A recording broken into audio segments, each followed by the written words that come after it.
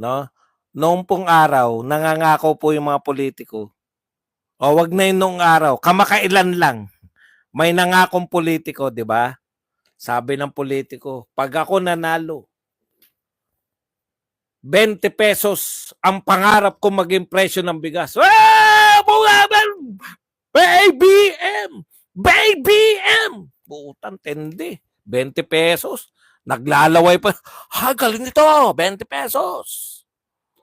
Ikalawa, pag ako nanalo, mga ano, no? Magpapatayo ako na 1 million pabahay, taon-taon. Galing! Mga China, huwag yan! BBM!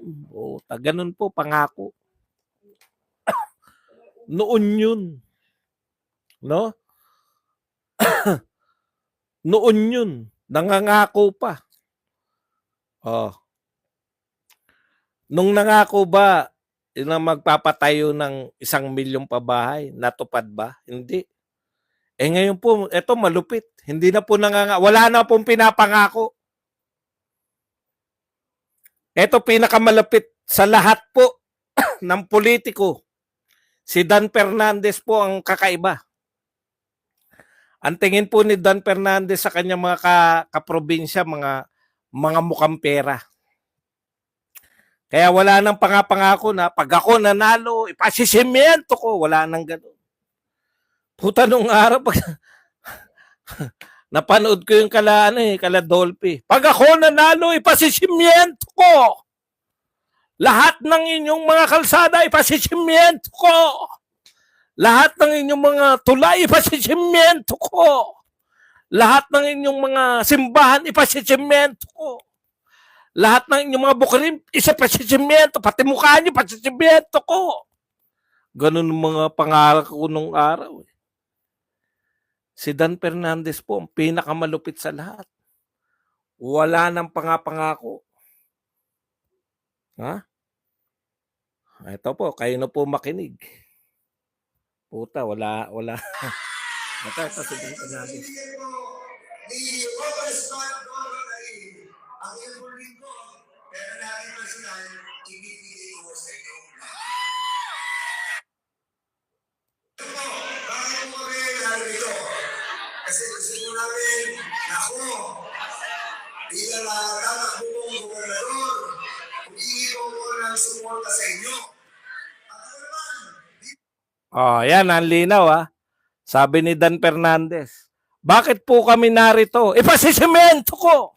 Hindi, walang ganun. Wala na ipasisimento.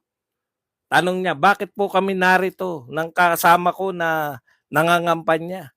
Humihingi pa po kami ng suporta nyo. Di ba? Ang ganda, no? Okay, humingi ng suporta. Ano po ba gagawin nyo? Siyempre, tatanong, ano kaya gagawin?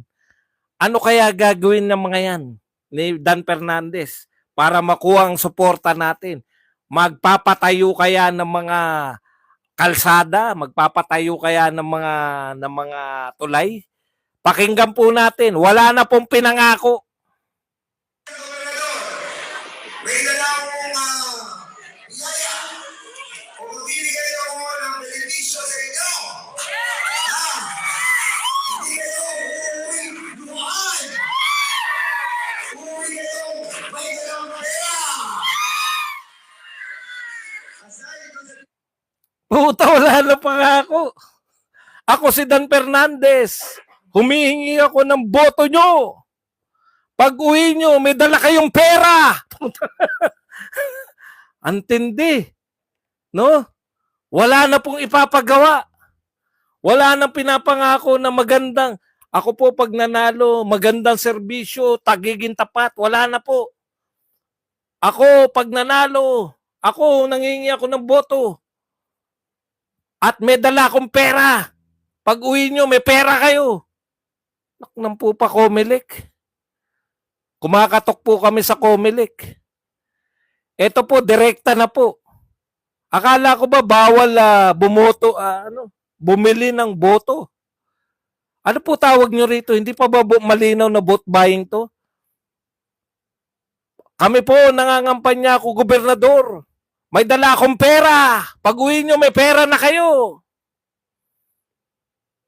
Hindi. O, eto pa po isa. Ha? Hindi pa po natapos dyan. Pag naging gobernador ka, anong mangyayari? Baka may papagawa na siya, di ba? Kasi ngayon, mamimigay siya ng pera. Wala nang proyekto. Baka naman pag gobernador na, may gagawin. Di ba? Ito po ang gagawin niya pag gobernador na. Pakinggan niyo po si Dan Fernandez. Ang iyong lingkod, pero natin personal, ibibigay ko sa inyo. Pero maganda dito, hindi pa po tayo nagdadalo. Nabibigay na po kami ni Robert, na po siya congressman.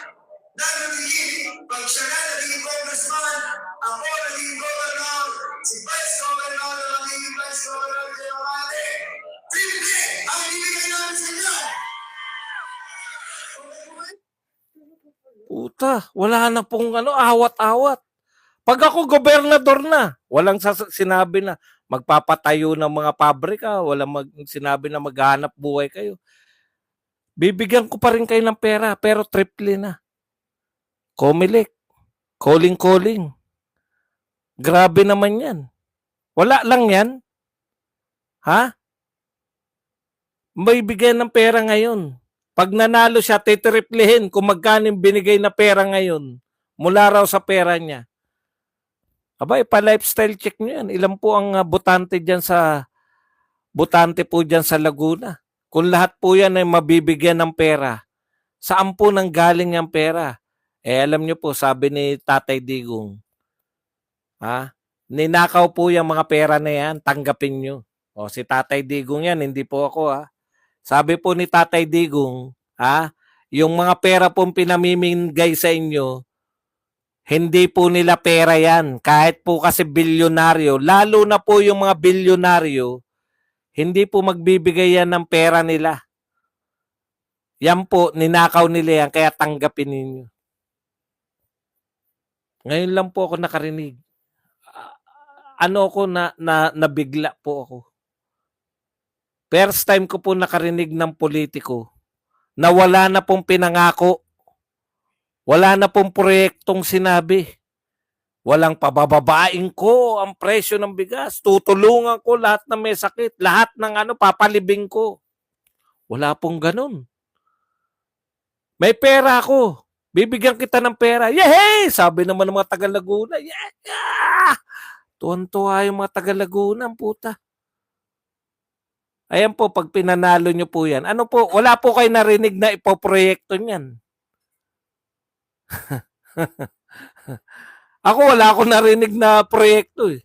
Panay pamimigay ng pera, titriplehin eh. Saan kukuha ng pera yan?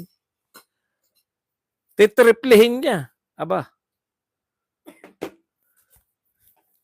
Kunin niyo yung pera, iboto niyo si Sal Aragones, kahit ABS-CBN pa yan. Kung yan po ang mahigpit na kalaban yan.